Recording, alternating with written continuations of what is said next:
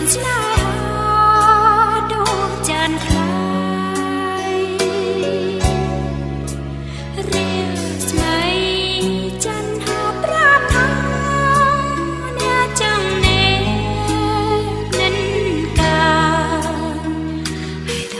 ហើយដើម្បីអ្នកនៅតែឆ្ងាយនៅតែឆ្ងា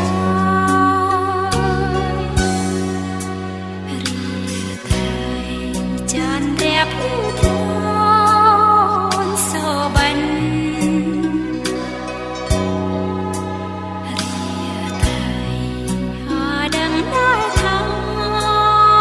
ស្នេហ៍ចាន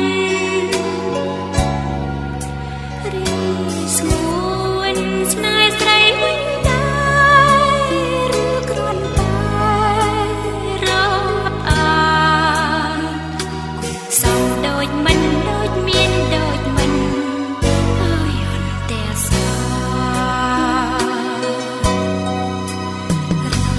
លាប្រដែនព្រេងប្រាប់ថាប្រស្ងួនសែនស្នេហាស្នេហាតែកា